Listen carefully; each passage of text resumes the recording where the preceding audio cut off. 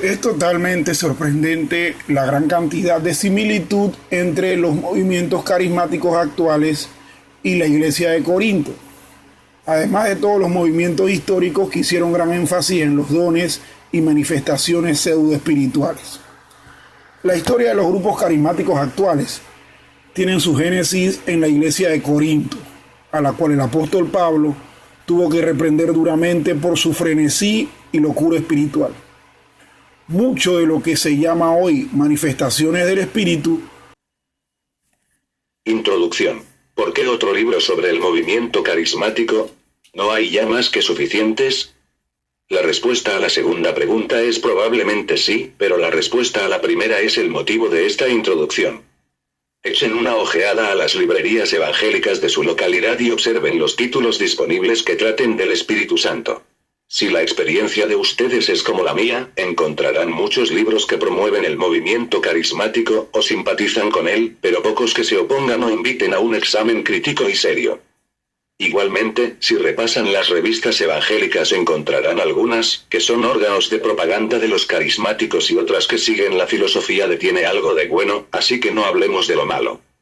Además, muchos de los libros que adoptan una postura crítica ante el movimiento presentan argumentos que los teólogos pentecosteses pueden rebatir con facilidad. Lo sé por experiencia.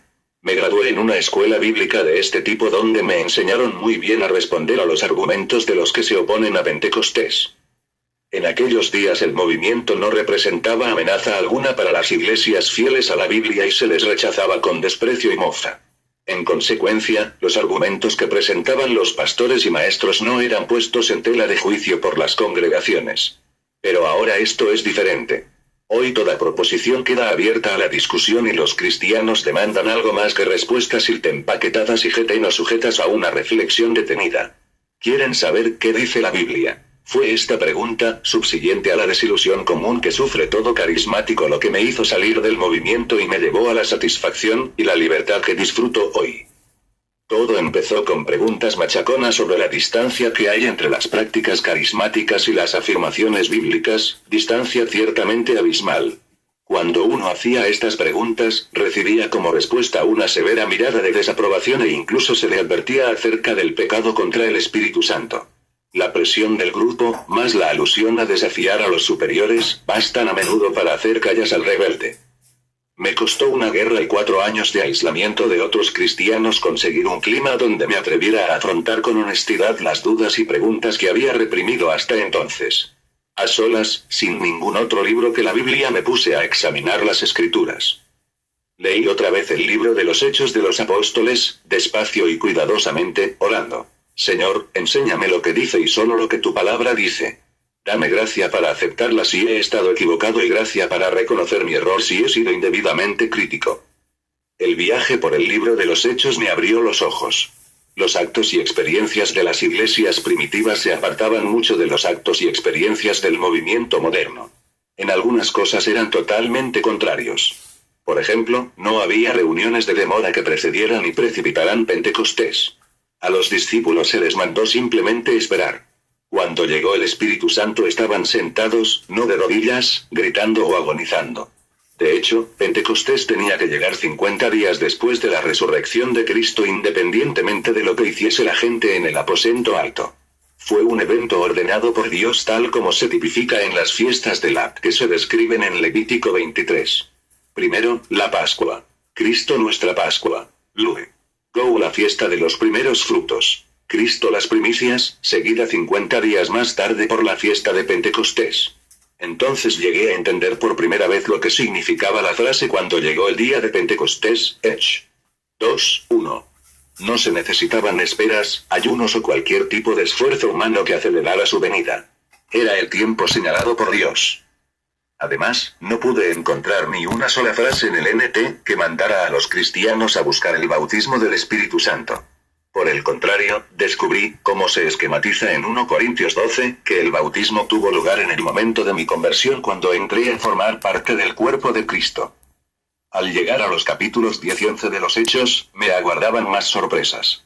Cornelio no era un alma salvada que más tarde recibió una segunda bendición mediante el ministerio de Pedro.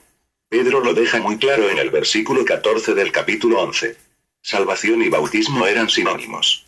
Además, la venida del Espíritu en casa de Cornelio fue 8 años después a Pentecostés, y Pedro no pudo hacer una referencia a una continuidad de la experiencia entre las iglesias cuando explicaba a los líderes de Jerusalén lo que había ocurrido a los gentiles.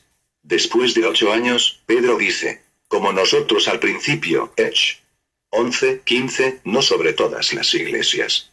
Este es uno de los casos donde el silencio habla por sí solo.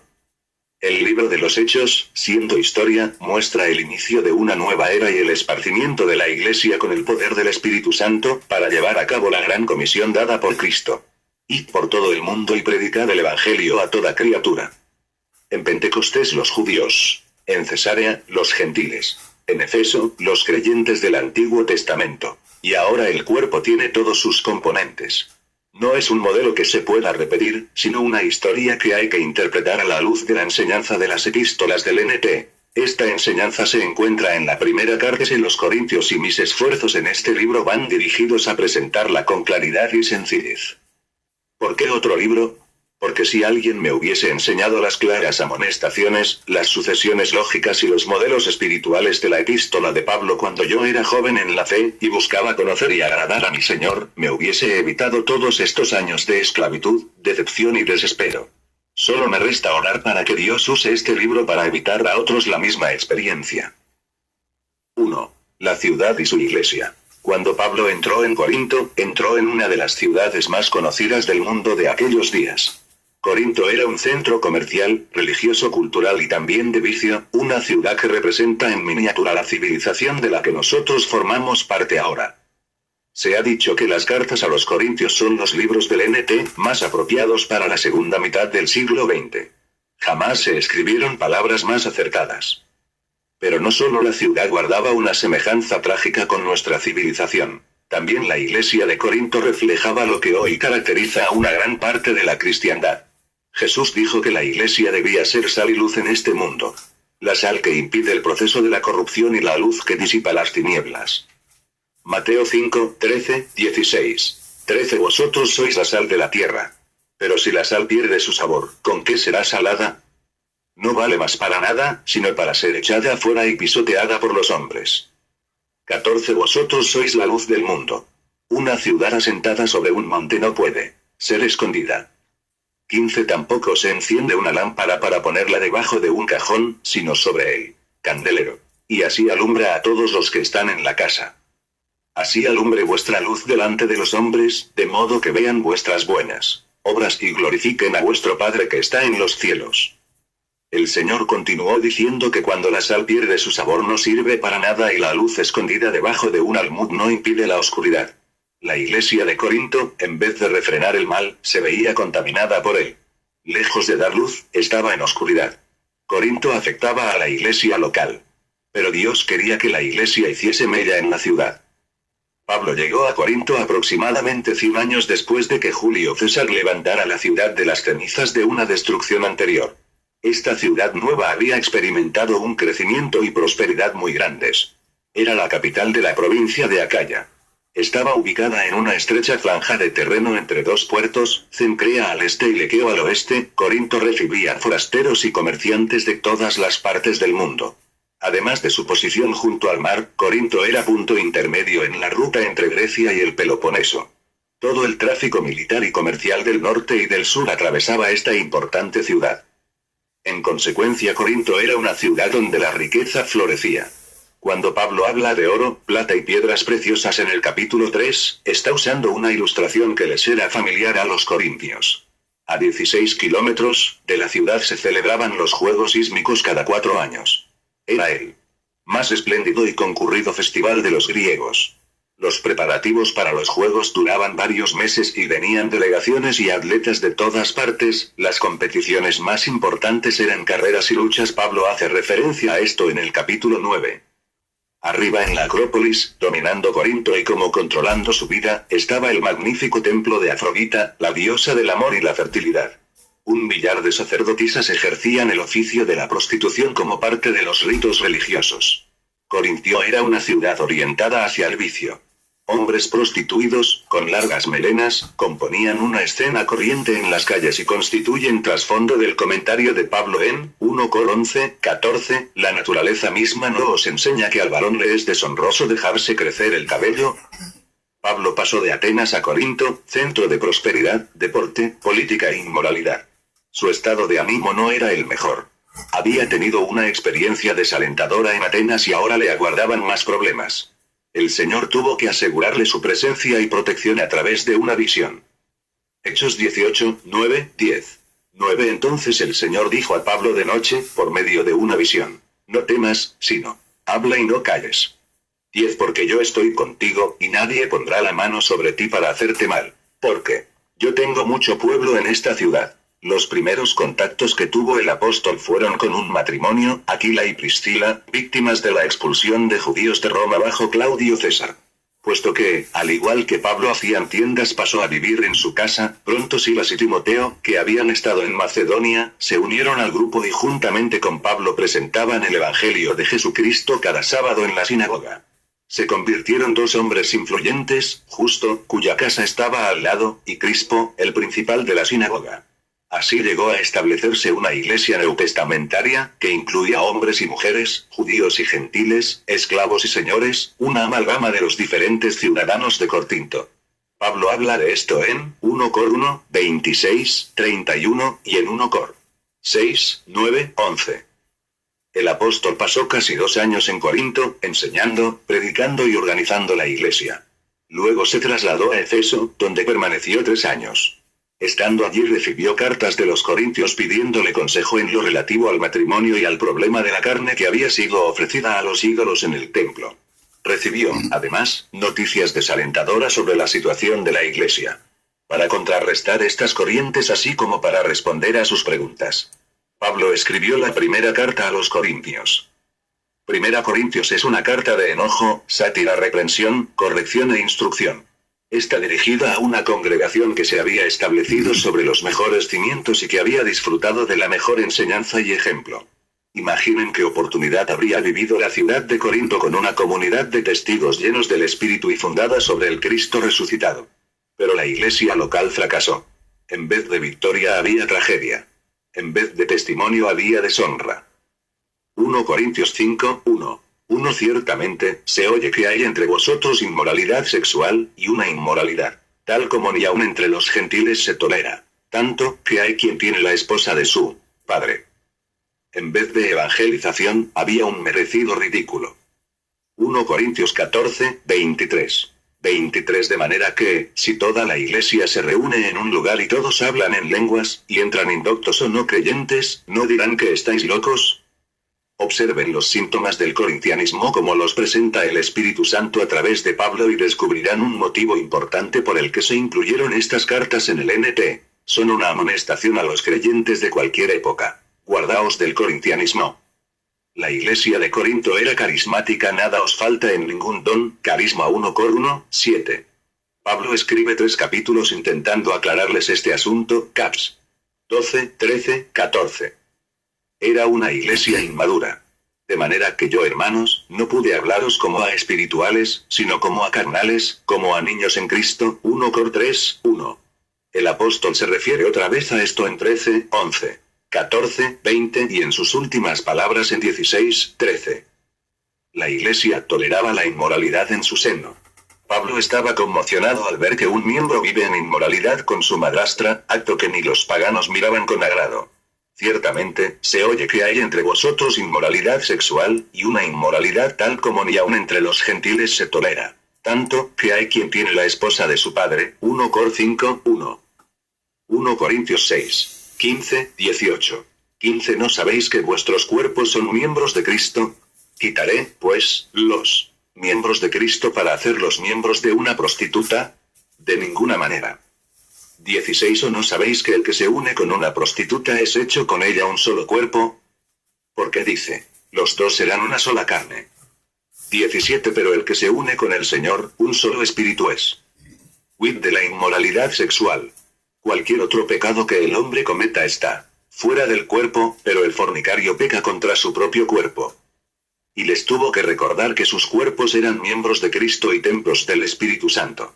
Además, el convivio de amor que precedía la cena del Señor se veía enturbiada por la embriaguez y sobre todo por una actitud de orgullo y falta de preocupación, y vosotros estáis inflados de soberbia. ¿No habría sido preferible llorar, para que el que ha cometido semejante acción fuera expulsado de entre vosotros? 1 Cor 5, 2. La herejía se infiltraba en la iglesia. La doctrina de la resurrección era puesta en tela de juicio por algunos miembros de la congregación. ¿Y como dicen algunos entre vosotros que no hay resurrección de muertos? Y 1 Cor 15, 12. En 2 Corintios Pablo se lamenta de que ya no eran la virgen pura que se había desposado con Cristo. 2 Corintios 11, 3. Pero me temo que, así como la serpiente con su astucia engañó a Eva, de alguna manera vuestros pensamientos se hayan extraviado de la sencillez y la pureza que debéis a Cristo. Y les manda que se examinen a sí mismos si están firmes en la fe. 2 Cor 13, 5. Así que Pablo escribe afligido a una iglesia a la que había dedicado mucho tiempo, esfuerzos y enseñanzas. Una iglesia que estaba detenida en su desarrollo, carismática en sus prácticas, inmoral en su forma de vivir y herética en su doctrina. La catástrofe de Corinto. Observen cómo Pablo trató el problema de la inmadurez. Usó 3 analogías para describir el desarrollo y el crecimiento cristiano. Un edificio, una carrera y un cuerpo. La analogía del edificio está en el capítulo 3, y el apóstol dice: un edificio inacabado es algo desagradable a la vista. Acaben lo que yo empecé y miren cómo sobreedifican. El ejemplo de la carrera se halla en el capítulo 9, y está inspirado en las carreras de los Juegos Sísmicos. Pablo dice: una contienda inacabada es un mal gasto y una pérdida, sigan hacia adelante hacia el premio. La analogía del cuerpo es el tema principal del capítulo 12. Aquí Pablo afirma: un cuerpo que no funciona es una tragedia, y un cuerpo que no coopera es un suicidio. No dividan más el cuerpo con sus deseos egoístas e infantiles en busca de dones espectaculares. Las 3 analogías señalan que el fracaso de esta iglesia había sido no acabar lo que Dios había empezado. Un crecimiento detenido. Es importante entender aquí que no es la inmadurez espiritual. No es, en primer lugar, falta de dones espirituales. Los corintios tenían todos los dones. 1 Corintios 1, 7. De tal manera que nada os falta en ningún don, esperando la manifestación de nuestro Señor Jesucristo. Es interesante observar que, inmediatamente después de mencionar la existencia de carismas en el seno de la congregación, pasó a referirse a la división existente entre ellos. 1 Corintios 1, 10. Os exhorto, pues, hermanos, por el nombre de nuestro Señor Jesucristo, a que os pongáis de acuerdo y que no haya más disensiones entre vosotros, sino que estéis completamente unidos en la misma mente y en el mismo parecer. Dones espirituales no es sinónimo de espiritualidad. La inmadurez no es causada por la falta de conocimiento. Los corintios eran grandes admiradores de la sabiduría y la erudición. Pablo les amonesta sobre esto en los capítulos 1 y 2. En 1 Cor 3, 18 minutos, 19 segundos, les aconseja: obtengan la sabiduría en la fuente adecuada. Porque la sabiduría de este mundo es locura para Dios, y nuevamente en 2 Cor 10, 5, dice: y llevando cautivo todo pensamiento a la obediencia a Cristo. No, una educación mejor, tan admirable y deseable como parezca, no es la respuesta a la inmadurez espiritual. La inmadurez no es necesariamente resultado de una falta de buena enseñanza.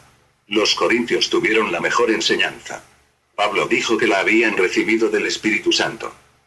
1 Corintios 2, 12 minutos, 13 segundos. 12 Y nosotros no hemos recibido el espíritu de este mundo, sino el espíritu que procede de Dios, para que conozcamos las cosas que Dios nos ha dado gratuitamente. 13 Estas cosas estamos hablando, no con las palabras enseñadas por la sabiduría humana, sino con las enseñadas por el Espíritu, interpretando lo espiritual por medios espirituales.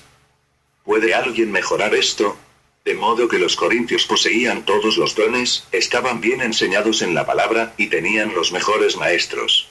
Sin embargo, aún así, eran carnales y niños. ¿Cuáles son entonces los síntomas de inmadurez en esta iglesia? Un síntoma común es el egoísmo.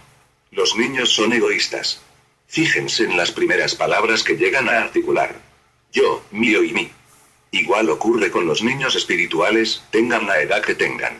Estos corintios se denunciaban entre ellos porque se sentían defraudados. 1 Cor 6, 7. Egoísmo. Hacían un uso incorrecto de sus libertades cristianas sin pensar lo que ello podría acarrear a otros. 1 Cor. 8, 9, 11, 13. 9 Pero mirad que esta vuestra libertad no sea tropezadero para los débiles. 11 Así, por el conocimiento tuyo se perderá el débil, un hermano por quien Cristo murió. 12 De tal manera, pecando contra los hermanos e hiriendo sus débiles conciencias, contra Cristo estáis pecando. 13 Por lo cual, si la comida es para mi hermano ocasión de caer, yo jamás comeré carne, para no poner tropiezo a mi hermano. Egoísmo. Se llenaban de comida en los ágapes mientras sus hermanos más pobres pasaban hambre. Egoísmo. Bebían hasta emborracharse sin pensar en las consecuencias. Egoísmo. Eran ignorantes en lo concerniente al uso adecuado de los dones espirituales. No eran ignorantes acerca de los dones, los tenían todos, pero sí acerca de su lugar y propósito. Los corintios usaban los dones para su autoedificación, satisfacción propia, práctica que Pablo reprendió en los capítulos del 12 al 14. Un segundo síntoma de inmadurez espiritual es la división. Los corintios estaban divididos entre sí en torno a diferentes personalidades. Había el partido de Pablo, el de Apolos, el de Pedro y el de Cristo. 1 Cor 1, 12. Cuando Clemente de Roma escribió a esta misma iglesia en el año 97 DC, 38 años después, se enfrenta con idéntico problema, la división. La inmadurez. Pablo quiere hacerles comprender la relación entre el infantilismo y la división poniendo juntos ambos conceptos en 1 Cor 3, 1, 9. Sin duda la división tiene su lugar y su momento cuando es necesaria. En 1 Cor 10, 20 minutos, 21 segundos, se le manda a la iglesia que no tenga comunión con los que adoran a demonios. En 2 Cor 6, 14, 17, se exhorta a los creyentes a evitar la injusticia, la oscuridad, la impureza y los ídolos. Pero nada se dice de la separación de los hermanos en torno a diferentes personas. Tal división es inmadurez. Un tercer síntoma de inmadurez de Corinto era la crítica. Esta congregación menospreciaba a Pablo, pensaban que le aventajaban y superaban espiritualmente. Pablo escribe: yo en muy poco tengo el ser juzgado por vosotros y 1 Cor 4, 3. En el versículo 8 del mismo pasaje, afirma irónicamente: ya estáis saciados, ya estáis ricos, sin nosotros reináis. Y ojalá reinaseis, para que nosotros reinásemos también juntamente con vosotros. Vemos la actitud de estas personas en una referencia que de ellos hace el apóstol al defender su apostolado. Y la presencia corporal es débil y su palabra despreciable. 2 Cor 10, 10. Una crítica cáustica, despectiva, es señal de inmadurez espiritual. El cuarto síntoma de un desarrollo espiritual detenido era la tolerancia del mal en la iglesia. Su sensibilidad hacia el pecado se había cauterizado. Lo que antes les repelía, ahora ya no les afectaba. No veían nada malo en litigar ante los tribunales. La inmoralidad en la iglesia no les molestaba. La indulgencia en los pecados de la carne, de los que habían sido liberados al principio, estaba ampliamente extendida y era aceptada. La glotonería y la borrachera eran algo común en la mesa del Señor. ¡Qué situación más deplorable! Y aún así los corintios creían que habían alcanzado una buena talla espiritual, demostrada por la presencia de dones espirituales, principalmente lenguas, que les situaban, en su opinión, por encima de las otras iglesias y de Pablo mismo. Fue para corregir este concepto erróneo y para impedir que la iglesia continuase resbalando que Pablo escribió esta primera carta a Corinto.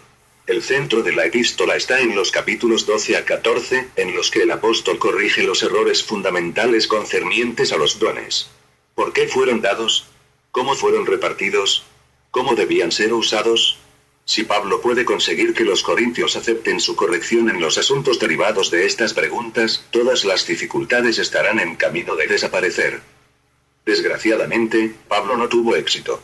El conocimiento limitado que tenemos de la iglesia de Corinto nos muestra una asamblea que continuó en la misma línea descrita en las epístolas y que eventualmente murió con su ciudad. Un fracaso y una tragedia. Pero las cartas, inspiradas por el Espíritu Santo, continúan vivas, amonestando, enseñando, corrigiéndonos a nosotros que vivimos en otra sociedad corintia con un fenómeno llamado corintianismo extendiéndose por las iglesias. ¿Vamos a caer en las mismas faltas de esta iglesia primitiva o aprenderemos de ellos y atenderemos el consejo del Espíritu a través de Pablo? 2. La corrección del Espíritu. El apóstol Pablo escribió la primera carta a Corinto en respuesta a dos preguntas. ¿Debemos casarnos o es más espiritual permanecer solteros? ¿Y es incorrecto comer la carne procedente del templo de Afrodita? La respuesta a la primera pregunta la encontramos en el capítulo 7. La segunda se responde en el capítulo 8. Así que, las dudas que tenían los corintios se cubren en solo 2 capítulos. Pero el apóstol no acaba ahí. Pablo aprovechó la ocasión para poner al descubierto y corregir problemas más importantes. Su inmadurez, su pobre actitud hacia el apostolado, sus decadentes normas morales y sus abusos en la cena del Señor. Por ello inicia el capítulo 12 con las palabras. Ahora bien, acerca de las cosas espirituales. La palabra que usa es pneumática, no carismata. La palabra dones que traducen muchas versiones induce al error. El apóstol va a corregir a la iglesia en el área de lo espiritual, como si en los primeros 11 capítulos les hubiese estado corrigiendo en lo concerniente a lo carnal. Ahora estamos en la base de los problemas de la iglesia de Corinto, la falta de verdadera espiritualidad puesta en evidencia con su preocupación por lo carismático. Los versículos 1 al 3 son fundamentales. No quiero, hermanos, que ignoréis. Su ignorancia era sobre el propósito de los dones, no sobre su posesión. Ya poseían todos los dones. V7. Cuando erais idólatras, se os extraviaba llevándolos. V2. Esta afirmación es sumamente interesante. Describe a los adoradores que estaban fuera de sí, en un estado extático. Los historiadores de las religiones griegas de misterios describen a sus devotos como atrapados en una histeria emocional, revolcándose y cayendo al suelo, balbuceando de forma extática. Platón relata estas escenas. También Virgilio, que vivió y escribió inmediatamente antes de Cristo. Y ahora Pablo está diciendo, así actuabais cuando erais idólatras. Pero ahora no debería ser así. Y los espíritus de los profetas están sujetos a los profetas, 1 Cor 14, 32. Pero hágase todo decentemente y con orden, 1 Cor 14, 40. El Espíritu Santo no hace lo que hace vuestra adoración idólatra. El V3 es vital y nadie que hable por el Espíritu de Dios llama anatema a Jesús. Y nadie puede llamar a Jesús Señor, sino por el Espíritu Santo, 1 Cor 12, 3. ¿Qué significa esto? Naturalmente, Pablo no está diciendo que una persona no regenerada no puede pronunciar las palabras Jesús, el Señor. El mismo Jesús contradijo este concepto en Mateo 7, 21, 23, al afirmar que en el día del juicio habrá muchas personas a quienes él jamás conoció que le llamarán Señor. Pablo no habla aquí de repetición automática de una frase. Está insistiendo en la soberanía de Cristo. Jesús dijo que el Espíritu Santo no hablaría de sí mismo sino que hablaría siempre del Señor Jesucristo. Juan 16, 7, 13, 14. 7 Pero yo os digo la verdad. Os conviene que yo me vaya, porque si no me voy, el Consolador no vendrá a vosotros. Y si yo voy, os lo enviaré. 13 Y cuando venga el Espíritu de verdad, Él os guiará a toda la verdad. Pues no hablará por sí solo, sino que hablará todo lo que oiga y os hará saber las cosas que han de venir. 14 Él me glorificará, porque recibirá de lo mío y os lo hará saber. En otras palabras, cualquier movimiento, maestro o enseñanza que exalte al Espíritu Santo no es del Espíritu. El Espíritu Santo exalta siempre a Cristo. En el mismo versículo, Pablo le recuerda a la iglesia que el Espíritu Santo nunca menospreciará a Cristo o su obra. El Espíritu Santo jamás es autor de frases como, ahora que has recibido a Cristo, tienes ya la salvación. Pero para ser un cristiano completo necesitas recibir el Espíritu. Detrás de tales afirmaciones se esconde la idea de que Cristo inicia la obra de la salvación, pero el Espíritu es el que la completa. En el pasaje que estamos estudiando vemos que esta herejía se remota ya a las primeras iglesias. Colosenses 1, 18, 19. 18 Y además, Él es la cabeza del cuerpo, que es la iglesia. Él es el principio, el primogénito, de entre los muertos, para que en todo Él sea preeminente. 19 Por cuanto agradó al Padre que en Él habitase toda plenitud, así que en los versículos iniciales del capítulo 12. Pablo establece 4 principios básicos. 1. Dios pretende que su pueblo se ocupe de la totalidad de la vida espiritual, no solo de los dones espirituales. 2. Dios no quiere que ignoremos el propósito de sus dones. 3. Cuando el Espíritu Santo controla a un cristiano, este no se extravía ni está fuera de sí como estaban y están los idólatras. 4. El Espíritu Santo no se exalta a sí mismo sino a Cristo como Señor. No menosprecia a Cristo ni su obra. Habiendo trazado estos principios, Pablo pasa a hablar ahora del origen de los dones. Es en el V4 que emplea por primera vez la palabra carismata. El tema del origen de los dones espirituales comprende los versículos 4-11. En primer lugar, describe la diversidad en la unidad. Diversidad de carismas, V4, diversidad de operaciones, V6, diversidad de ministerios, V5. Luego describe la unidad en la diversidad. El mismo Espíritu y el mismo Señor y el mismo Dios. Esta unidad está en relación con la Trinidad. El Espíritu Santo da los dones, Cristo asigna el lugar del ministerio del don, y Dios el Padre provee la energía. Toda la Trinidad está implicada en mis dones y en su lugar de servicio. En la medida en que yo utilizo mi don tal como Dios lo ideó, promuevo la unidad entre los creyentes y no la división. Aquí está la respuesta a uno de los problemas de los corintios, la división. Los auténticos dones espirituales, empleados tal como Dios quiere, unen a los cristianos, no los separan. Pablo habla de esto más adelante. Cuando llegamos al UP7, nos vemos confrontados con una verdad totalmente opuesta a lo que hoy se enseña. A cada uno le es dada la manifestación del Espíritu.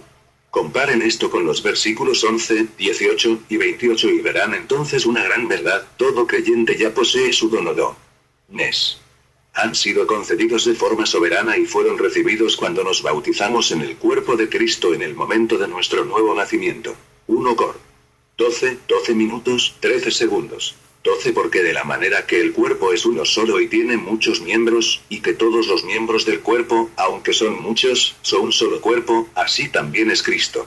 13 Porque por un solo espíritu fuimos bautizados todos en un solo cuerpo, tanto judíos como griegos, tanto esclavos como libres. Y a todos se nos dio a beber de un solo espíritu. Los corintios en su egoísmo, buscaban dones espectaculares que llamaran la atención, que satisficieran su yo cuando Dios ya les había dado los dones que él quería que tuviesen. Ningún cristiano debe orar o suplicar, ayunar o llorar, o hacer algo especial para recibir los dones. Ya se le han dado. Ahora él es el responsable de descubrirlos, desarrollarlos y usarlos. Empezando en el V12 y continuando hasta el 27, el apóstol Pablo emplea el cuerpo humano como ilustración del cuerpo de Cristo. Se origina con el nacimiento, V13, y encuentra la unidad en la diversidad, V12. Cada miembro tiene una función específica, V11, pero se benefician todos los miembros, V25 y 26. Dios es el creador que lo ha ideado y él solo determina qué lugar y función van a tener los miembros, V18, 24 y 28. El apóstol Pablo traza un cuadro burlesco de aquellos miembros menos admirados que pretenden serlo más. 1 Corintios 12, 21. Ni el ojo puede decir a la mano: no te necesito, ni tampoco la cabeza a los pies: no tengo necesidad de vosotros. Imaginen que una oreja diga: nunca nadie me mira con atención comentando mi hermosura como lo hacen con los ojos. Yo quiero ser ojo. Es ridículo. La oreja es oreja. Dios la hizo oreja y la situó en la parte lateral de la cabeza. Si consiguiera convertirse en ojo, el cuerpo se vería dificultado a causa de la disminución del oído, y molesto por tener 3 ojos. Ahora bien, ¿cuál es el punto clave que Pablo está explicando aquí? En los VS 28-30, encontramos la aplicación de su ilustración. Dios ha repartido dones de forma soberana y ha colocado a cada persona provista de un don donde la ha dispuesto, no según nuestro deseo o voluntad. Las preguntas del apóstol son todos y hacen todos. Exigen uno cada vez. No todos son apóstoles, maestros, profetas o hacedores de milagros. No todos tienen el don de sanidad, de lenguas o de interpretación. Cuando tenemos en mente la afirmación de Pablo de que los dones ya han sido concedidos, y unidos esto con la observación de que no cada cristiano tiene el mismo don, entonces veremos cuán contraria es a la Escritura la enseñanza de que todos los creyentes han de buscar el don de lenguas. Este era el problema de los corintios. Buscaban dones espectaculares, que llamaran la atención y especialmente el don de lenguas. El escritor habla de esto en el último versículo del capítulo 12, versículo que en realidad pertenece al capítulo siguiente. Durante muchos años este versículo me pareció un rompecabezas. Pablo acababa de decir: Dios concede los dones de acuerdo con su voluntad. No todos tienen el mismo don. Todos los dones han de ser usados en beneficio de cuerpo y no para la edificación de un solo miembro, mientras que ahora este versículo, tal como se traduce normalmente, manda buscar los dones mejores. Bueno, ¿quién se conforma con menos? Todos quieren dones que sean llamativos. He notado que nadie empieza un movimiento de ayuda o un movimiento para dar, o un movimiento para mostrar misericordia y, sin embargo, estos son dones del Espíritu tanto como lo eran las lenguas y la curación cuyos nombres van normalmente asociados a movimientos. ¿Por qué ocurre esto? ¿Acaso no son tan satisfactorios para el ego? ¿Acaso nadie recibe bendición a través de esos otros dones? ¿Acaso no son dramáticos ni sensacionales? Ciertamente Pablo no tenía ningún problema porque los corintios sobreenfatizaran los dones menores. La cultura religiosa de Corinto daba una gran consideración al hablar en trance como señal de estar introducidos en las religiones de misterios. Evidentemente, los inmaduros cristianos de Corinto estaban utilizando mal el don de lenguas para llegar a los mismos resultados. Por esto, el versículo tal como está introducido, contradice el contexto. Pero ningún versículo de la Escritura contradice al resto de la palabra de Dios y cuando parece que esto es así, el problema radica en la traducción o la interpretación humanas, no en la palabra de Dios.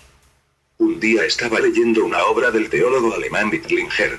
Sugería que este versículo no era un mandamiento sino la declaración de un hecho. En este momento vi por primera vez lo que Pablo decía. Vosotros buscáis los dones espectaculares, pero yo os voy a mostrar algo mejor. La palabra procura, celao, tiene normalmente una mala connotación, un sentido de búsqueda en provecho propio. ¿Qué es lo que Pablo está corrigiendo? Igualmente el indicativo es más frecuente que el imperativo. Y lo que es más importante, el versículo así traducido encaja perfectamente con el contexto. Ninguno de estos argumentos, si se toman aislados uno por uno, son concluyentes, pero cuando se unen los tres constituyen una explicación decisiva. De modo que lo que Pablo escribe es la declaración de un hecho, en indicativo, no un mandamiento, en imperativo, que señala el problema de los creyentes de Corinto y de muchos creyentes hoy en día, el problema del egoísmo y de la búsqueda en provecho propio. Ahora les enseñaré un camino mejor más excelente. 3. Cuando el amor tiene el control. Pablo finalizó el capítulo 12 de 1 Corintios recordando a sus lectores que no todos poseen el mismo don. 1 Corintios 12, 29 minutos, 30 segundos. ¿Acaso son todos apóstoles? ¿Todos profetas? ¿Todos maestros? ¿Acaso hacen todos milagros? ¿Acaso tienen todos dones de sanidades? ¿Acaso hablan todos en lenguas? ¿Acaso interpretan todos? Antes dijimos que Dios concedió los dones a los que previamente había escogido según su voluntad. La recepción de un don espiritual no es resultado de mucha oración, ayuno, lágrimas o sacrificio por parte del receptor, sino que es un don de gracia para el bien del cuerpo de Cristo y se recibe en el momento de la conversión, es decir, cuando somos bautizados en ese cuerpo mediante el Espíritu Santo. 1 Corintios 12, 12 minutos, 13 segundos, 28, 30. Porque de la manera que el cuerpo es uno solo y tiene muchos miembros, y que todos los miembros del cuerpo, aunque son muchos, son un solo cuerpo, así también es Cristo. Porque por un solo espíritu fuimos bautizados todos en un solo cuerpo, tanto judíos como griegos, tanto esclavos como libres. Y a todos se nos dio a beber de un solo espíritu. Pero ahora Dios ha colocado a los miembros en el cuerpo, a cada uno de ellos, como Él quiso. A unos puso Dios en la iglesia, primero apóstoles, en segundo lugar profetas, en tercer lugar maestros. Después los que hacen milagros, después los dones de sanidades, los que ayudan, los que administran, los que tienen diversidad de lenguas. ¿Acaso son todos apóstoles? ¿Todos profetas? ¿Todos maestros? ¿Acaso hacen todos milagros? ¿Acaso tienen todos dones de sanidades? ¿Acaso hablan todos en lenguas? ¿Acaso interpretan todos? Todo creyente tiene por lo menos un don. Algunos poseen más de uno. 1 Corintios 12, 7, 11. Pero a cada cual le es dada la manifestación del Espíritu para provecho mutuo. Porque a uno se le da palabra de sabiduría por medio del Espíritu. Pero a otro, palabra de conocimiento según el mismo Espíritu. A otro, fe por el mismo Espíritu. Y a otro, dones de sanidades por un solo Espíritu. A otro, el hacer milagros. A otro, profecía. A otro, discernimiento de espíritus. A otro, géneros de lenguas. Y a otro, interpretación de lenguas. Pero todas estas cosas las realiza el único y el mismo Espíritu, repartiendo a cada uno en particular como Él designa. El problema en Corintio era que los miembros no se contentaban con descubrir y desarrollar sus dones. Buscaban dones que llamaran la atención y la admiración, actitud descrita por Pablo en el V31, del capitán 12. 31. Con todo, anhelad los mejores dones. Y ahora os mostraré un camino todavía más excelente. ¿Qué conmoción debió representar esto para los corintios? ¿Qué podía ser mejor que ejercitar el don de lenguas, de profecía o sanidad? Preguntas y afirmaciones como estas no son difíciles de imaginar si nos remontamos al día en que se leyó por primera vez esta epístola a los corintios. Es importante recordar que el capítulo 13 de 1 Corintios no figura solo. No es una simple descripción hermosa del amor. Se trata del centro de la enseñanza de Pablo sobre la vida espiritual, y es absolutamente vital para comprender la verdad expuesta en los capítulos 12 a 14. Estos 3 capítulos constituyen una unidad. Aquí está la verdadera vida espiritual, una vida controlada por el fruto del Espíritu, no por los dones del Espíritu. El apóstol emplea el fruto inicial, que todo lo abarca el amor, como norma. Los frutos se enumeran en Gálatas 5, 22 minutos, 23 segundos. Pero el fruto del Espíritu es amor, gozo, paz, paciencia, benignidad, bondad, fe, mansedumbre y dominio propio. Contra tales cosas no hay ley. El amor está en primer lugar y se puede ver fácilmente que, cuando este amor de Dios tiene el control, habrá gozo, paz, paciencia, benignidad, bondad y el resto de las partes del fruto. Por ello Pablo usa el fruto del Espíritu que es amor para describir la vida controlada por el Espíritu Santo. En 1 Cor 13, 1, 3, el ejercicio de carismata desprovisto del fruto del Espíritu se describe como inútil. Lenguas, profecía, conocimiento, fe, misericordia e incluso autosacrificio son un 0 a la izquierda cuando la vida no lleva fruto espiritual. Es muy importante notar que Pablo dice que se puede poseer dones y carecer de espiritualidad. Los dones espirituales y la espiritualidad no son sinónimos. Además, expone claramente que los dones espirituales no producen espiritualidad. Esto ya nos lo ilustró él bajo el nivel de vida espiritual de los corintios que tenían todos los dones. En el V4, el apóstol pasa de lo negativo a lo positivo y prosigue describiendo la calidad de vida que surgirá cuando el cristiano esté controlado por el fruto del Espíritu. 1 Corintios 13, 4. El amor es sufrido, es benigno. El amor no tiene envidia, el amor no es jactancioso, no se envanece. El amor es como un fuego que se extiende. No se detiene. No es intermitente. Es bondadoso. El amor no tiene envidia de los dones del prójimo. Podríamos resumir en una frase la ilustración del capítulo 12, 15 minutos, 16 segundos, ilustración que pone de manifiesto la actitud ridícula de los corintios. El amor no busca lo suyo, no se envanece, no es jactancioso. Pablo vuelve otra vez a esta actitud, el deseo de edificación propia. En los párrafos anteriores Pablo les recuerda a los corintios que su primera preocupación debería ser el cuerpo, el conjunto, no los deseos individuales de cada miembro. Y los miembros deberían preocuparse los unos por los otros, 1 Cor 12, 25. En el capítulo siguiente desaprueba las lenguas como instrumento de edificación propia y ensalza propia y ensalza la profecía porque produce la edificación y el consuelo de otros, 12, 3, 4. Los corintios estaban orgullosos de sus dones. El amor no se comporta en forma indebida. No es indecoroso, ni está fuera de control. No da lugar a lo impropio. Durante más de 20 años el autor estuvo en relación con iglesias carismáticas. Vi mujeres muertas bajo el poder, tendidas en el suelo mientras los obreros del altar les tiraban de las faldas o las cubrían con ropas del altar para minimizar aquella indecente situación.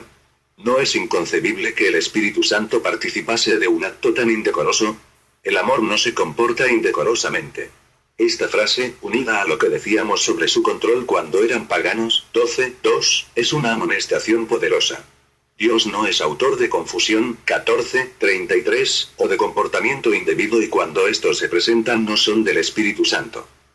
Viene ahora la clave de 1 Cor 13, 8, 12, si seguimos la lógica de Pablo, desaparece la confusión relativa a las lenguas, a la profecía y al don de sabiduría.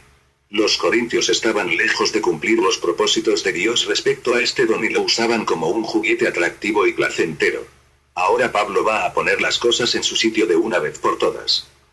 El amor nunca deja de ser, pero las profecías se acabarán. Aquí el verbo requiere un objeto externo que lo complete. Y cesarán las lenguas. Cesarán no requiere nada para que la acción sea completa. Las lenguas cesarán en por sí mismas. Y la ciencia acabará. Aquí de nuevo es transitivo, exigiendo una influencia externa igual que la profecía. Contrariamente a lo que piensan algunos. Pablo no equipara la profecía, las lenguas y la ciencia en su final, no acaban todas al mismo tiempo. Con frecuencia se oyen frases como, si las lenguas han acabado, también la ciencia debe acabar. Pero tenemos la certeza de que la ciencia todavía permanece, por tanto las lenguas deben permanecer también. Tales afirmaciones demuestran una total ignorancia de lo que el apóstol dijo. Lejos de unir las lenguas, la profecía y la ciencia, al usar el verbo en sus dos formas, lo que hace es separar las lenguas de los otros dos. Además, incluso la voz es diferente. La frase sobre la profecía y el conocimiento están en pasiva mientras que la afirmación relativa a las lenguas está en voz media, equivalente a la reflexiva en español. La pregunta debe ser por lo tanto, ¿cuándo acabarán las profecías y la ciencia?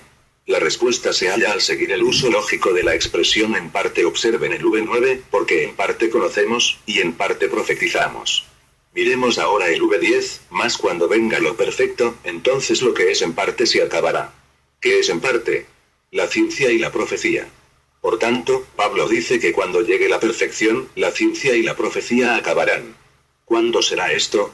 La respuesta está en el V12. Observen de nuevo la expresión en parte. Ahora vemos por espejo, oscuramente, nuestra profecía es en parte, mas entonces veremos cara a cara. Ahora conozco en parte, pero entonces conoceré como fui conocido.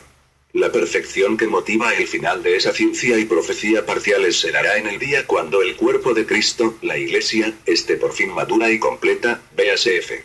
4, 7, 16. Cara a cara con su cabeza, Jesucristo, y poseyendo un conocimiento perfecto. Hasta entonces permanecen en parte, el don de la palabra de sabiduría y el de profecía, véase 1 Cor. 12, 27. En particular para que sean utilizados por aquellos a quienes han sido concedidos.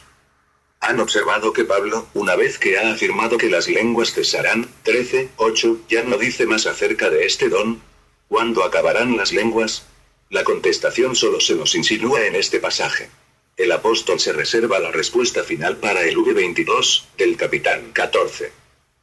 1 Corintios 14, 22. Asó que, las lenguas son por señal, no a los creyentes, sino a los incrédulos. Pero la profecía, no a los incrédulos, sino a los creyentes.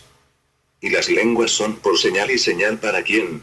Para el cristiano confirmando su bautismo. No, y no a los creyentes y las lenguas no son señal para los cristianos. La primera vez que comprendí este versículo tuve una verdadera consternación. Me habían enseñado que las lenguas eran señal en el creyente de que el Espíritu Santo controlaba la vida de tal forma que incluso la lengua le estaba sujeta. Entonces entendí el versículo, las lenguas son por señal, no a los creyentes, sino a los incrédulos. ¿Quiénes son los incrédulos? La respuesta está en el V21, 1 Corintios 14, 21. En la ley está escrito, en otras lenguas y con otros labios hablaré a este pueblo, y ni, aún así me oirán, dice el Señor. El así que inicial del V22, lo enlaza con el versículo anterior en el que Pablo cita a Isaías 28, 11, 12. El mensaje del juicio divino sobre la nación de Israel. Jehová había hecho todo lo posible por su pueblo, les había enviado hambre, pestilencia, sequía, todo ello sin ningún resultado. La nación se alejaba cada vez más de Dios. Rehusando su reposo y refrigerio, no quisieron oír. Isaías fue el portavoz de esta amonestación, prediciendo la invasión por parte de Asiria y la cautividad de Israel. Oiréis a hombres hablar en lenguas que no entenderéis. Os conquistarán y capturarán y entonces sabréis que mi juicio ha llegado. La predicción se convirtió en realidad 784 años antes de que Pablo escribiera a los Corintios. Una vez más Dios se preparaba para juzgar a Israel. Jesús advirtió, cuando veáis a Jerusalén sitiada por ejércitos, sabed entonces que ha llegado su destrucción.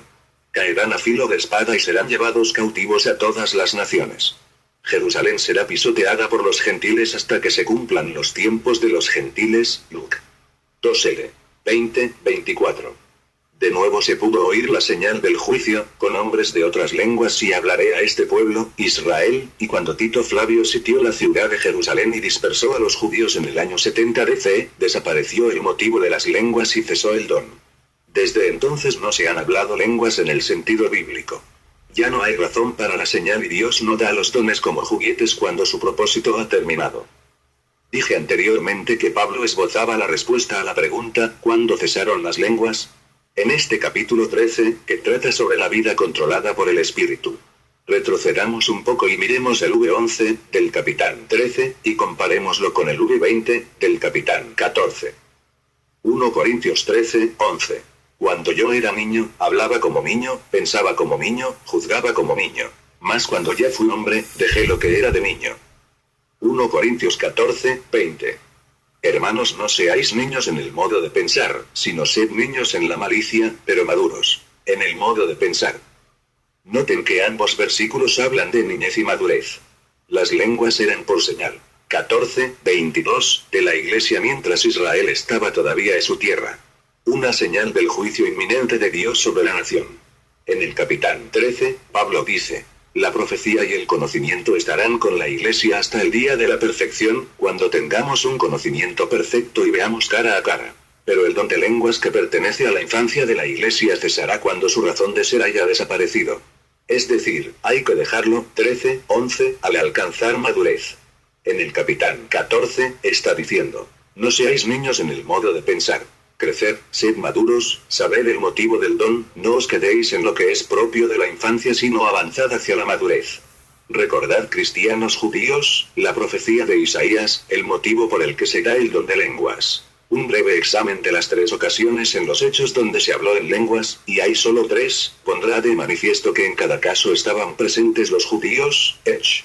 2. 10, 45, 19. Considerando también 18, 18. Esto explica los 2 tipos de incrédulos de Corinto. El incrédulo culto del V22, que conocía a los profetas y reconoció la señal del juicio inminente de Dios cuando oyó a la iglesia hablar en lenguas que no conocí ni entendía. Por otro lado, el incrédulo poco culto, el pagano de Corinto sin contacto previo con la palabra de Dios, quien al oír este fenómeno, ignorando su significado, pensó que los cristianos estaban locos, 14, 23. Así que las lenguas cesaron una vez hubo terminado la razón de su existencia. Cesaron tal como Pablo lo había dicho. Pero esta vida controlada por el Espíritu, vida de amor y de fruto, continúa y es asequible a cada cristiano que está a disposición de Dios, F. 5, 18, 20. Antes de dejar el tema de la vida controlada por el fruto del Espíritu en oposición a la vida centrada simplemente en los dones, consideremos un poco más la calidad de vida que se describe en el capitán 13, y veamos luego cómo Pablo la aplica a los corintios en el capitán 14. El amor no tiene envidia y no es jactancioso, no se envanece y no busca lo propio, y... Comparemos estas frases con el que habla en lenguas, una lengua desconocida para el que habla, no habla a los hombres, sino a Dios. Pues nadie le entiende y, 14, 2. No fue nunca intención de Dios que nos dirigiéramos a Él de una forma incomprensible para el que habla. Repasemos las epístolas y examinemos todas las referencias a la oración. Veamos luego lo que Jesús dijo acerca del mismo tema y no encontraremos ninguna afirmación o mandamiento que sugiera la oración en lenguas. Solo de los canales creyentes de Corinto se dice que lo practicaban. Pablo dijo cuando hablo a Dios hablo con mi entendimiento por el Espíritu Santo V15, nadie necesita saber lenguas para orar. Entonces, ¿por qué lo hacían los corintios? Dios dio el don de lenguas para dirigirse a hombres, Israel no a Dios. Los cristianos canales de Corinto, envidiándose mutuamente sus dones y anhelando algo espectacular llamativo, estaban usando el don como un distintivo de espiritualidad delante de los hermanos. Hablaban a Dios en vez de hablar a Israel y así podían decir, mira, he llegado a un nivel espiritual tan alto que puedo hablar misterios al Eterno, práctica procedente en realidad de su antiguo paganismo. Observen la vigorosidad con que Pablo se opone a esto en el siguiente versículo, V3, así como en los vers. 4,5 y 9. La propia edificación, el deseo de ser admirado y respetado por otros no es del Espíritu Santo, porque éste no se envanece y no busca lo suyo, no es jactancioso y... El Espíritu Santo inspira la profecía, la predicación de la palabra, que edifica, exhorta y consuela a todo el cuerpo de Cristo y que todos pueden entender con facilidad. Pablo traza unos cuadros satíricos de los corintios. Un instrumento musical tan desafinado que no puede ser reconocido. Una corneta tan incompetente que el ejército no sabe lo que se le ordena, vs 7,8, y luego aplica estas ilustraciones al mal uso y abuso de las lenguas empleadas egoístamente y no tal como Dios las ideó. Tenéis que hablar, dice Pablo, de forma que os entiendan, buscad la edificación de la iglesia, no la vuestra propia. ¿Pero qué acerca de las ocasiones cuando había judíos en las reuniones? Era correcto usar lenguas, pero no más de 3 personas debían ejercitar el don, v27. Además, puesto que habría también inconversos poco cultos, personas cuyo trasfondo no les daba la comprensión que poseían los judíos, las lenguas debían ser interpretadas a fin de que todos los presentes, judíos o paganos, pudiesen entender. La confusión nunca es de Dios. La histeria, la confusión, el habla misteriosa y el comportamiento indecoroso o egoístas estaban presentes en esta iglesia carismática de Corinto. Pero nada de esto debe caracterizar a una comunidad que está controlada por el fruto del Espíritu. La edificación propia cede el lugar al bien común en el cuerpo de Cristo y la mirada está puesta en el señorío de Cristo, no en los logros del creyente. Estáis buscando dones espectaculares, pero aquí hay un camino mejor. 4. ¿Qué es lo que dijiste? Después de leer los capítulos 12 y 13 de 1 Corintios, podemos preguntarnos por qué se molestó Pablo en escribir otro capítulo. Ya corregido a los lectores en lo concerniente a los dones carismáticos por cuanto Dios ha dado a cada uno dones según su voluntad. Les ha exhortado a ocuparse de lo espiritual y a entregar su control al fruto del Espíritu, no a los dones. En el transcurso de esta exhortación les recuerda que las lenguas cesarían tan pronto como hubiese desaparecido su razón de existir, 14, 21, 22. Este don era señal inequívoca de una iglesia inmadura. 13, 11. 14, 20, y de sus apóstoles y una señal del juicio que había de venir sobre el rebelde y desobediente Israel. La iglesia estaba tan obsesionada por una señal pasajera que descuidaba sus responsabilidades en el lugar y en el momento donde Dios la había puesto. Pero Pablo no se fía. Quiere asegurarse de que sus lectores entienden lo que quiere decir, y por ello escribe el capitán 14. El capítulo empieza con la misma palabra que usó al iniciar el 12. Seguid el amor y buscad lo espiritual, y la palabra dones ha sido otra vez aquí puesta por los traductores. No aparece en el original. El tema es la vida espiritual con el fruto del espíritu que es el amor. Esa profecía, tal como el apóstol emplea el término, no es algo limitado a personas especiales de la iglesia. Ello se ve claramente en el v31. Porque podéis profetizar todos uno por uno, para que todos aprendan, y todos sean exhortados. Los resultados de la profecía se enumeran en el v3, edificación, exhortación y consolación. Estos contrastan con la inutilidad de las lenguas. Nadie entiende. En realidad, Pablo presenta aquí una comparación numérica entre las lenguas y la profecía, comparación bastante llamativa. Y en la iglesia prefiero hablar 5 palabras con mi entendimiento profecía que 10.000 palabras en lengua desconocida. Si recordamos que 10.000 era el número más alto que tenían los griegos, podríamos parafrasear la comparación y decir, y que infinitas palabras en lengua desconocida. Dicho de otra manera, Pablo coloca la predicción controlada por el Espíritu en primer lugar de la lista de lo deseable y las lenguas en el último, incluso en aquellos días cuando todavía desempeñaban una función apropiada. La razón es obvia. La predicación se puede entender, las lenguas no. La predicación edifica, anima y estimula. Las lenguas simplemente centraban la atención en el que hablaba, 14, 4. La predicación lleva convicción al pecador, las lenguas llevan al ridículo, 14, 23, 25. En este punto surgen varias preguntas. 1. ¿No dijo Pablo que hablaba en lenguas más que todos ellos? Sí, v18, pero Pablo era apóstol, usado por Dios para proclamar el mensaje a los judíos. En todas las ocasiones en que se hablaron en lenguas en el libro de los Hechos había judíos y por lo menos un apóstol.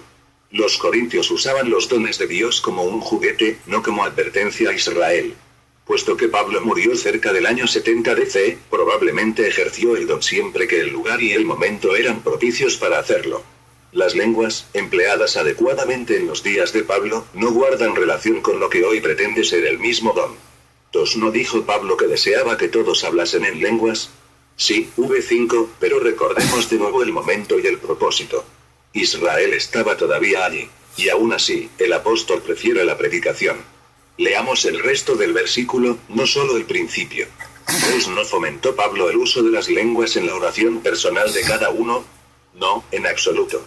En el versículo que se cita normalmente para apoyar esta teoría, v15, Pablo dice que oraba a la vez con el entendimiento y con la bendición del Espíritu. El entendimiento y el Espíritu no están separados, van juntos. Cuando Pablo oraba entendía lo que decía. Esto lo calificó como mejor que orar en lenguas, v14. Algunos han intentado encontrar oración en lenguas en Rom. 8:26. Pero no es correcto. Los gemidos allí mencionados, no se pueden pronunciar, son sublimes. 4. No hay diferencia entre las lenguas habladas en los Hechos y las de Corinto según la Escritura, no. Solo se utiliza una palabra para ambas, glosolalia, significado idioma usado por los habitantes del mundo. Todos los grandes diccionarios griegos no bíblicos emplean la palabra en relación a un idioma conocido.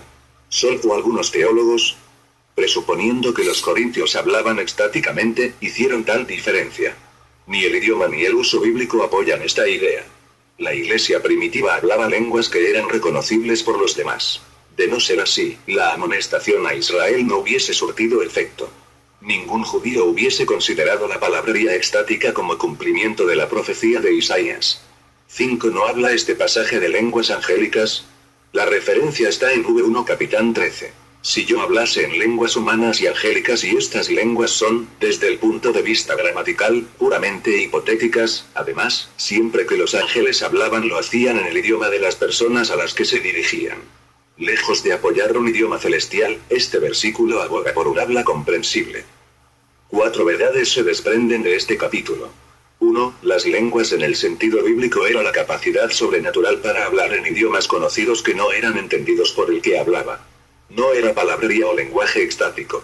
2. Las lenguas eran una señal especial de la continuación de la palabra ante el Israel rebelde e incrédulo hasta la destrucción de Jerusalén y la dispersión de la nación que empezó en tiempos de los gentiles. 3. Las lenguas bíblicas ya no están en vigencia hoy. Su propósito se ha cumplido y el fenómeno ha terminado. 4. Los corintios estaban fascinados por las lenguas porque centraban la atención en el que hacía uso de ellas. Esta preocupación llevó a un mal uso del don ya que se edificaban a sí mismos, sin tener en cuenta la vida espiritual del conjunto, y fracasaron en su labor de testificar en la ciudad. La catástrofe de Corinto. 5.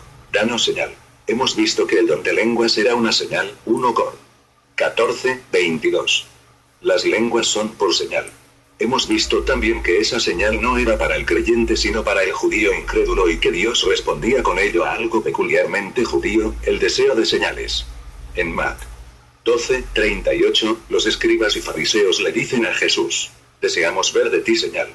La respuesta del Señor fue que no recibirían otra señal más que la del profeta Jonás, que era tipo de su muerte, sepultura y resurrección. Este anhelo de señales se repitió en Mac. 16 y en Mar. 8. En Juan 6, 30 minutos, 31 segundos, la gente de aquellos días le recuerda al Señor que Dios les había dado señal a través de Moisés, la señal del maná en el desierto. Aunque Jesús dijo que no habría otra señal que la de Jonás, después de la muerte y resurrección de Cristo, a través de la cual se cumplió esta señal profética, Israel recibió ciertas señales para confirmar y autorizar a la iglesia naciente y sus apóstoles. Leemos en Hechos 2:43, entonces caía temor sobre toda persona, pues se hacían muchos milagros y señales por medio de los apóstoles. De nuevo en 2 Cor. 12:12, el apóstol Pablo confirma su apostolado diciendo: las señales de apóstol han sido realizadas entre vosotros con toda paciencia, con señales, prodigios y hechos poderosos. Esta idea se repite en 2, 3, 4, ¿cómo escaparemos nosotros si descuidamos una salvación tan grande? Esta salvación, que al principio fue declarada por el Señor, nos fue confirmada por medio de los que oyeron, dando Dios testimonio juntamente con ellos con señales, maravillas, diversos hechos poderosos y dones repartidos por el Espíritu Santo según su voluntad. Cuando juntamos estos versículos se hace evidente que Dios puso el sello de su aprobación sobre la Iglesia y sus apóstoles mediante señales y milagros. Si ahora miramos en 2 Cor. 14, vemos que el Espíritu Santo dice las lenguas son por señal, descubrimos una de estas señales. Las otras eran los milagros por un lado y el don de sanidad por otro. En las referencias previamente citadas los milagros se mencionan específicamente como señales de los apóstoles. La sanidad, como señal, puede verse en Hechos 5, 12, 15. En el V12, leemos: y por la mano de los apóstoles se hacían muchas señales y prodigios en el pueblo. ¿En qué consistían estas señales?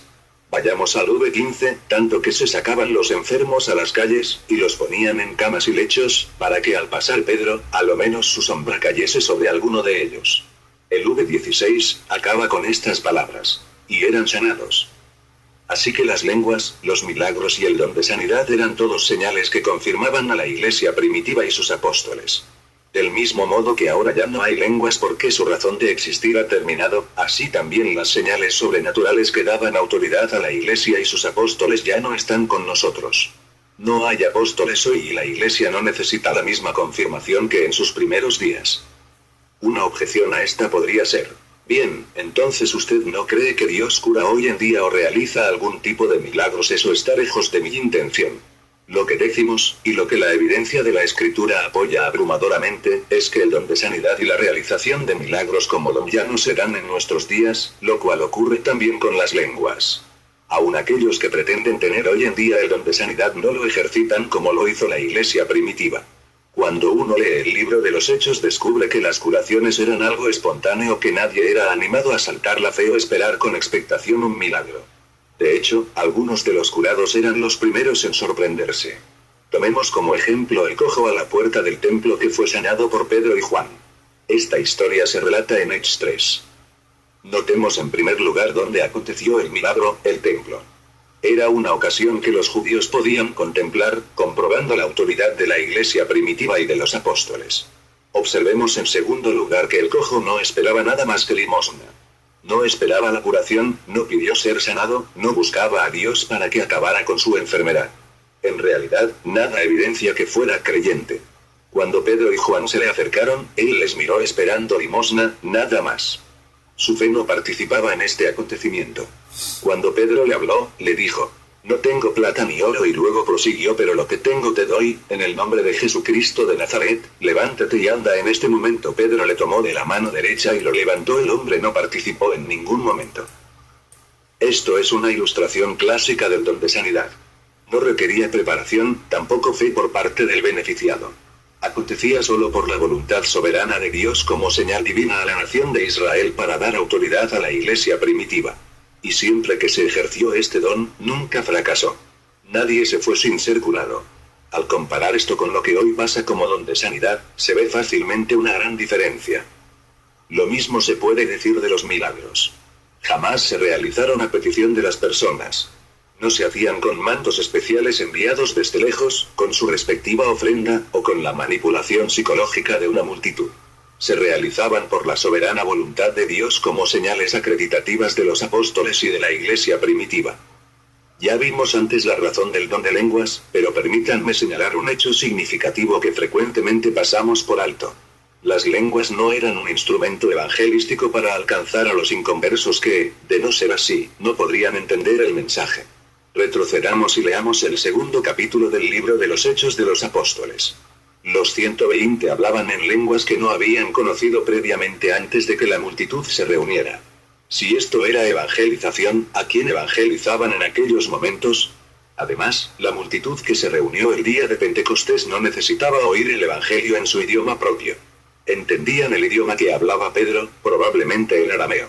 Fue mediante el discurso de Pedro en un solo idioma que todos entendían, que la convicción vino sobre ellos y 3000 se entregaron al Señor.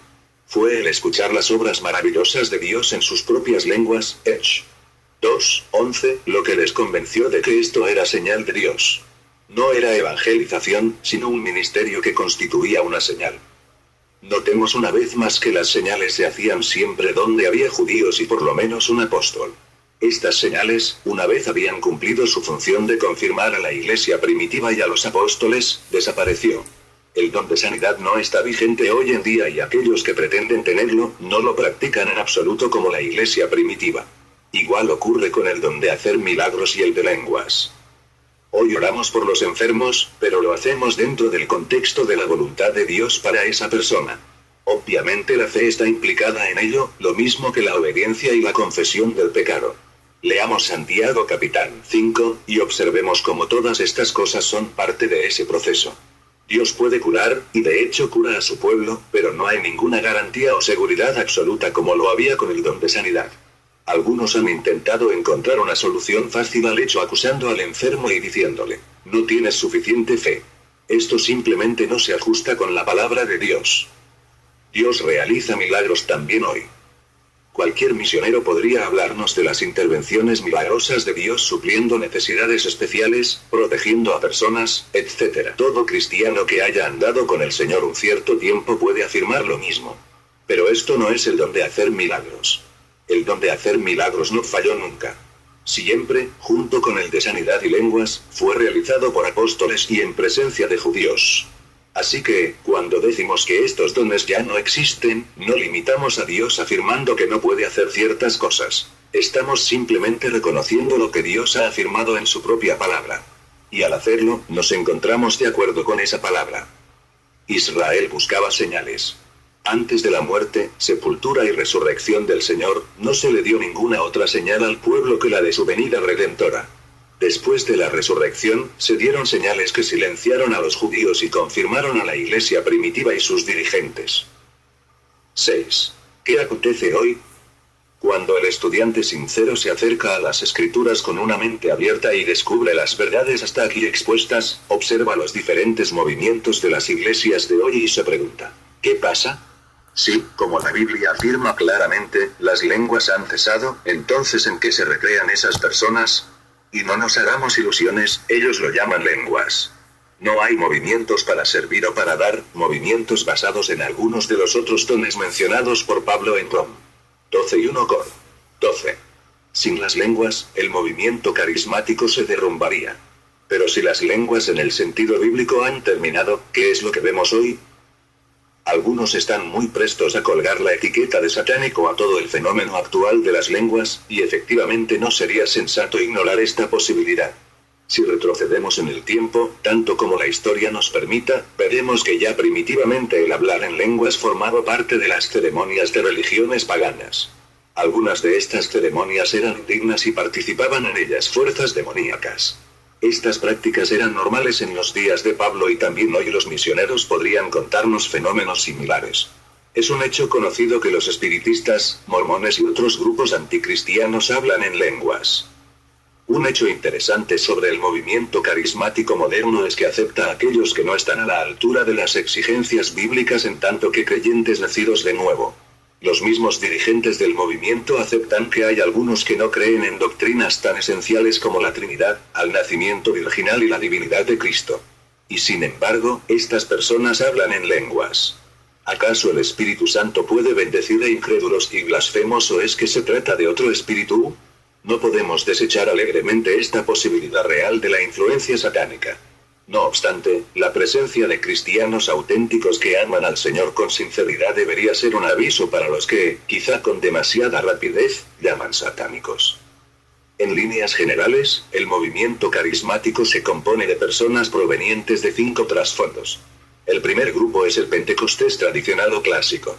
La mayoría de sus miembros nacieron ya dentro del movimiento, pues los pentecosteses remontan sus orígenes a principios de siglo.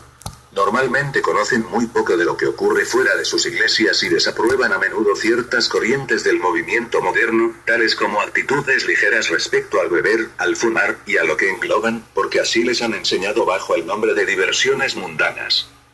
Un segundo grupo viene de las iglesias liberales donde ellos y sus padres han estado recibiendo piedras en vez del pan que necesitaban ni querían.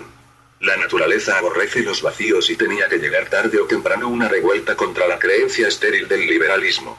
En esos círculos, cuando afirmó la idea de que era posible y respetable una experiencia espiritual, no hubo forma de detener el alud de almas hambrientas y sedientas que deseaban, y aún desean, algo más que acción social o filosofía humana.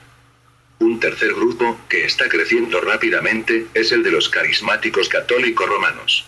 Cuando el Papa Juan XXIII abrió las ventanas de la iglesia de Roma para que entrara un poco de aire fresco, al mismo tiempo dejó salir a personas cuya alma estaba cansada de sacramentalismo y que ya no quería continuar siendo espectadores del drama religioso que se representaba en la misa cada domingo por la mañana.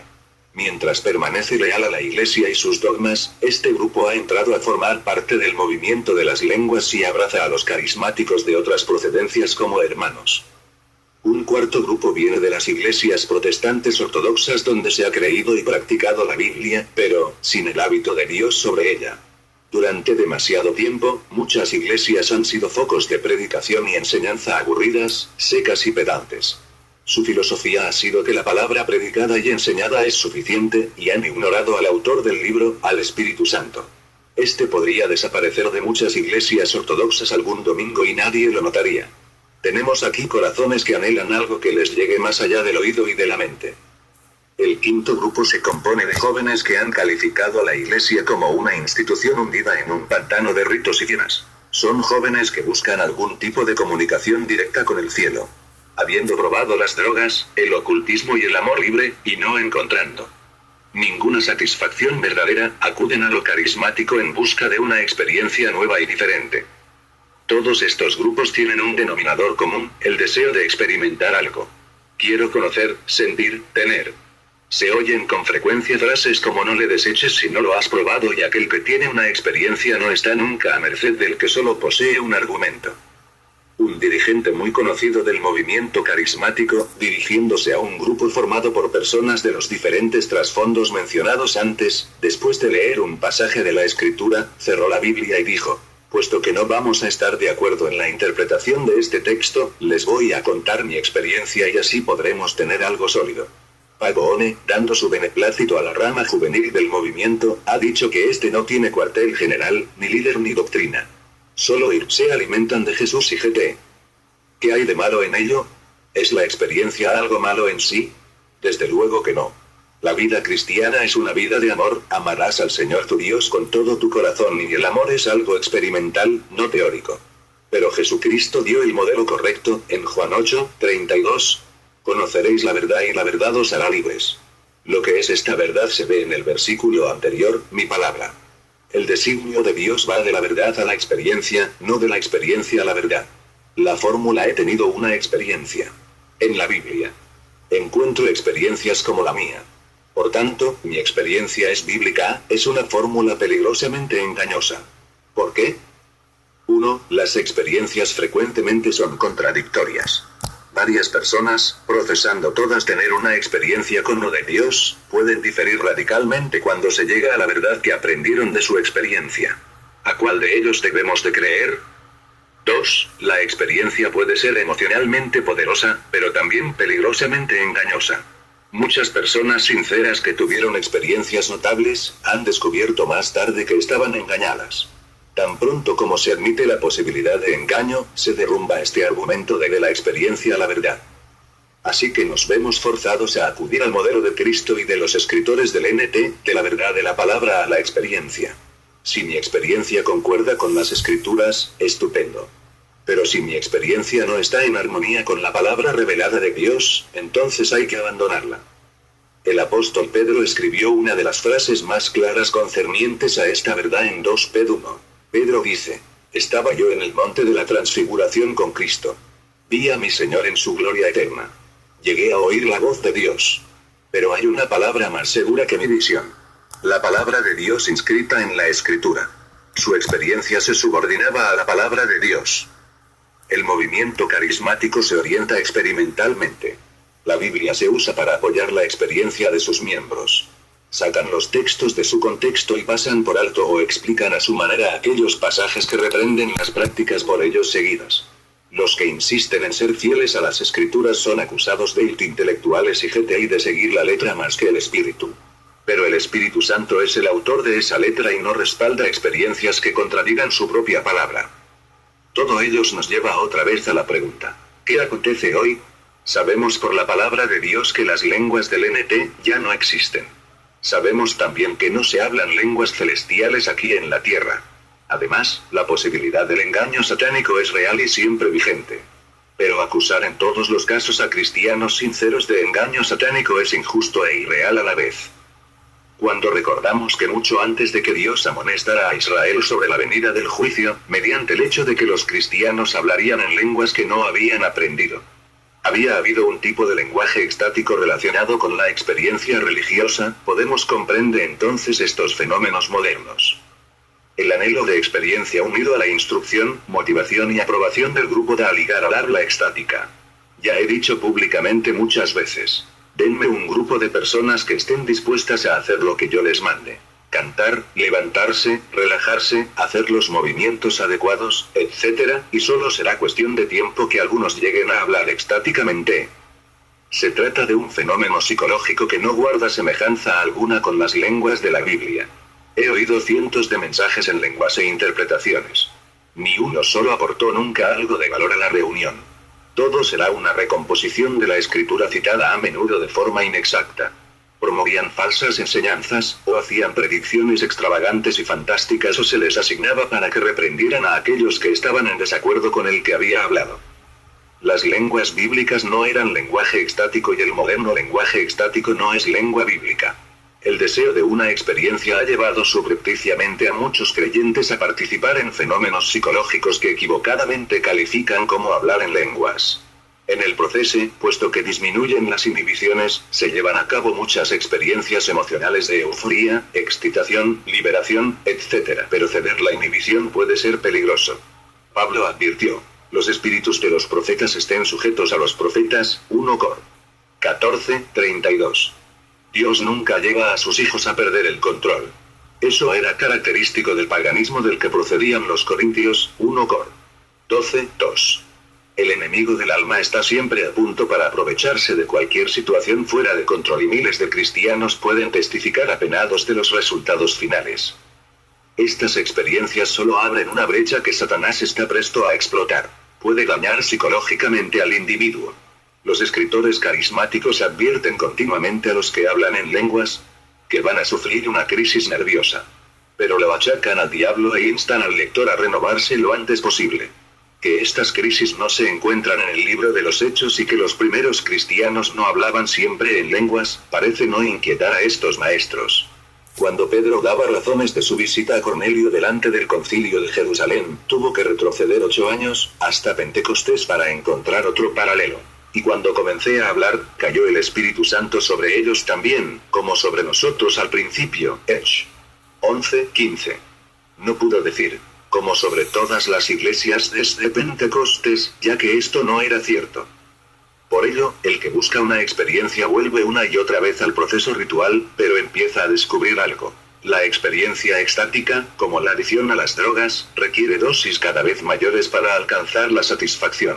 Algunas veces se introduce lo extravagante. Yo he visto personas correr en una habitación dando vueltas hasta quedar exhaustas, empezar a saltar estacas de tiendas de campaña, reír histéricamente, entrar en trance durante varios días y otras muchas cosas fantásticas, mientras la búsqueda de la elevación se hacía cada vez más ilusoria. Eventualmente sobreviene una crisis y se hace una decisión. Se sentará en las sillas de atrás y quedará como espectador, actuará o continuará con la esperanza de que a su tiempo todo será como antes. La decisión más trágica es dejarlo todo y, con esta actitud, abandonar lo espiritual como fraudulento. Los que miran quedan frustrados, los que actúan sufren sentimientos de culpa, los que esperan son dignos de lástima y los que se marchan son una tragedia. No, estos movimientos no son inofensivos. En ocasiones, por la gracia de Dios, el carismático es alcanzado y rescatado por cristianos compasivos y prudentes que conocen la Biblia y que tienen paciencia. Es muy difícil para el que ha tenido experiencias emocionales, que ha profesado hablar en una lengua dada por Dios, y que ha tenido la aprobación o incluso la admiración de sus compañeros, admitir que ha sido engañado. Es un fenómeno complejo en el que participa el yo, los amigos, la familia, y también en gran manera el desprecio de los que antes eran sus hermanos amados. El único antídoto eficaz es la palabra de Dios presentada con claridad y con amor. Pero a los que Dios usa para corregir a aquellos que están atrapados en la esclavitud carismática deben tener paciencia. Exige mucho tiempo. La mayor tragedia que se deriva del movimiento carismático es la pérdida de la auténtica vida llena del Espíritu. Recuerden el perro de fábula antigua que, mientras atravesaba un puente con un hueso en la boca, vio el reflejo de su sombra en el agua. El hueso que veía en el espejo de las aguas le pareció mucho mejor que el que tenía en la boca y por ello cambió la realidad tangible por la sombra. El resultado fue que se marchó hambriento. Muchas personas hoy son como aquel perro. Han dejado caer, ignorado o pasado por alto, la realidad de Efesios 5:18, a cambio de una sombra de experiencia basada en el simple lenguaje estático. La catástrofe de Corinto se repite.